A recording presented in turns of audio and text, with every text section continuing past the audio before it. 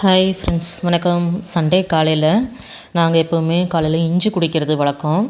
இஞ்சியை நல்லா தோல் எடுத்துகிட்டு கழுவி சுத்தம் பண்ணிவிட்டு இது பண்ணியிருக்கேன். தயவு செஞ்சு இஞ்சியை தோலோடு சாப்பிடாதீங்க, உடம்புக்கு கெடுதல். நல்லா கழுவிட்டு தோல் உரிச்சிட்டு குட்டி குட்டியாக கட் பண்ணியிருக்கேன். அதை மிக்சியில் போட்டு தண்ணி ஊற்றி சாறு எடுக்க போகிறேன். நம்ம இப்போ நிறைய ஜங்க் ஃபுட் சாப்பிட்றோம், பசங்க சாப்பிட்றாங்க. நம்மளாலேயும் கண்ட்ரோல் பண்ண முடியல, பசங்களை கண்ட்ரோல் பண்ண முடியாது.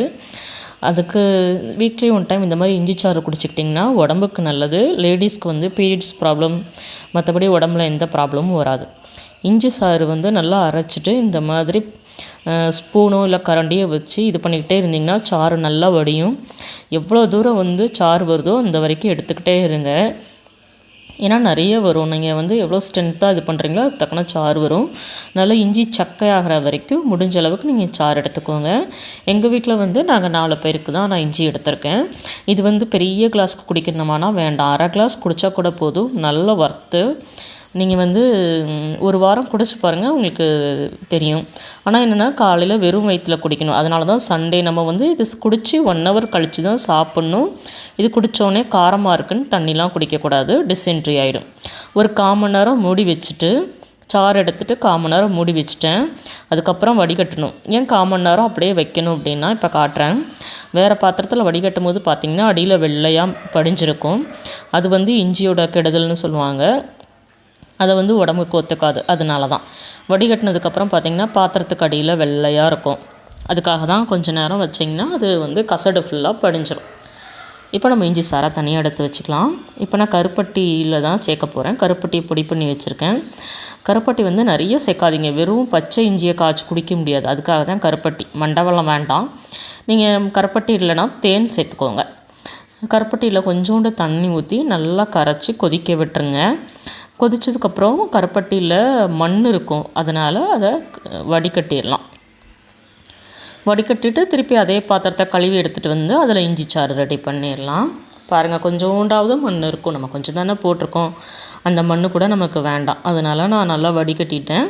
இப்போ அதே பாத்திரத்தை நல்லா கழுவிட்டு திருப்பி நம்ம காய்ச்சி வச்ச மண்டவெல்லம் இருக்கு இல்லையா, அதை திருப்பி அதே கடாயில் ஊற்றிட்டு இஞ்சியும் ஊற்றி சேர்த்து கொதிக்க வச்சிடறேன்.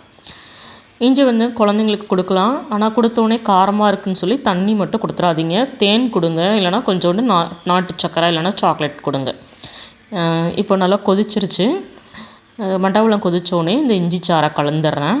கொதிக்க விட்டுருங்க. ஒரு 4-5 கொதி வந்தோடனே நல்ல இஞ்சியோட வாசமும் கருப்பட்டி வாசமும் சேர்ந்து வரும், கலர் மாறும். இந்த ஸ்டேஜில் ஆஃப் பண்ணிடுங்க. நான் சொன்ன மாதிரி இதில் தேன் கலந்துக்கணுன்னா கலந்துக்கலாம். இப்போ நான் குடிக்க போகிறோம். சூடாக குடிச்சிங்கன்னா கொஞ்சம் அப்பப்போ வச்சு குடிங்க, காரமாக தானே இருக்கும். நான் ஆற வச்சு அப்படியே ஒரே இதில் டக்குன்னு குடிச்சிருவேன். ஃபுல்லாக குடிக்கணுமானா வேண்டாம். அந்த மாதிரி 1/4 கிளாஸ் குடித்தா போதும். அதுவே உங்களுக்கு உடம்புக்கு போதுமானது. வீக்லி 1 டைம்ஸ் குடிங்க. முன்னாடிலாம் சின்ன வயசில் பூச்சி மருந்து இந்த மாதிரி கொடுப்பாங்க. அதுக்கு பதிலாக இது நல்லா ஒர்த்து. சாட்டர்டே மத்தியானம் அரைச்சி வச்ச மாவு நல்லா பொங்கி சூப்பராக வந்துருச்சு. 1 வீக் தேவையான மாவு ரெடி ஆகிடுச்சு. இதை பாத்திரத்தில் மாற்றி ஃப்ரிட்ஜில் வைக்கணும். நைட்டு கழுவாத பாத்திரம்லாம் கிடந்துச்சு, அதையும் கழுவி வைக்கணும். இஞ்சி குடிச்சிட்டு 1 ஹவர் வேலை கிடையாது இல்லையா, அதனால் இந்த ஒர்க்கெல்லாம் முடித்தேன். அடுத்து கஞ்சி ரெடி பண்ண போகிறேன். கஞ்சி பார்த்திங்கன்னா உளுந்தங்கஞ்சி தான். நான் எங்கள் 4 பேருக்கு 100 உளுந்தம்பருப்பு சேர்த்துருக்கேன். அதுக்கு 4 கிளாஸ் தண்ணி ஊற்றி ஒரு 6-7 விசில் விட்டுக்கலாம். நல்லா குழஞ்சிரும். எதுக்கு கஞ்சின்னு கேட்டிங்கன்னா, இஞ்சி கொஞ்சம் சூடு. ஸோ காலையில் நம்ம பூரி பொங்கல் அந்த மாதிரி சாப்பிடாம இந்த மாதிரி கஞ்சி ஐட்டம் எடுத்துக்கிட்டிங்கன்னா உடம்புக்கும் நல்லது. ஒரு 6-7 விசிலில் கஞ்சி நல்லா வெந்துருச்சு உளுந்து.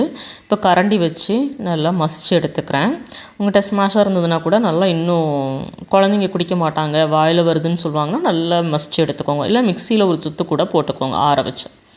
நான் கரண்டியாலேயே மசிச்சு எடுத்துட்டேன். இது நெஞ்சு சளிக்கு ரொம்ப நல்லது. இதில் நான் இப்போ வெறும் பால் ஊற்ற போகிறேன். நீங்கள் தேங்காய் பால் ஊற்றி குடிச்சிங்கன்னா சளி இருக்கிறவங்களுக்கு ரொம்ப நல்லது. வீக்லி 1 டைம்ஸ் இந்த கஞ்சி நல்லா எடுத்துக்கலாம். மண்டவெல்லம் சேர்த்துக்கிறேன். நீங்கள் மண்டவெல்லத்தை அதோடு சேர்த்து சாப்பிட பிடிக்கல அப்படின்னா வெறும் பால் ஊற்றி கொதிக்க வச்சுட்டு மண்டவெல்லத்தை சும்மா வாயில் போட்டு கஞ்சி குடிச்சிக்கலாம்.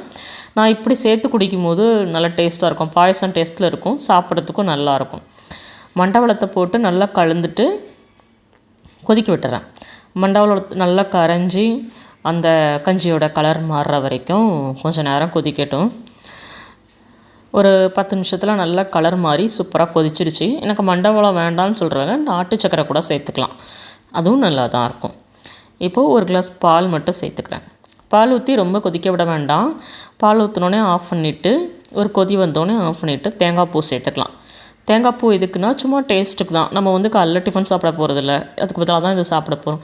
இந்த மாதிரி பால் தேங்காய் இதெல்லாம் சேர்த்துக்கிட்டிங்கன்னா கொஞ்சம் நல்லாயிருக்கும், ஹெவியாக இருக்கும். மத்தியானம் சாப்பிட்ற வரைக்கும் உங்களுக்கு பசிக்காது, டேஸ்ட்டும் நல்லாயிருக்கும்.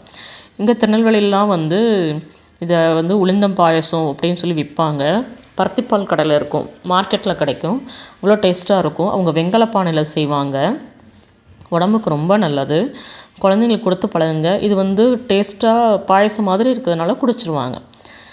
சூடாகவும் குடிச்சிக்கலாம், நீங்கள் ஆற வச்சு குடித்தாலும் டேஸ்ட்டாக இருக்கும். சூப்பரான உளுந்தங்கஞ்சி ரெடி ஆகிடுச்சு.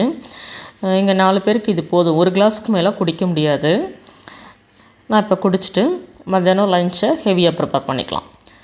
நீங்களும் இந்த மாதிரி ட்ரை பண்ணி பாருங்கள். பண்ணிவிட்டு எப்படி இருந்ததுன்னு கமெண்ட்டில் சொல்லுங்கள்.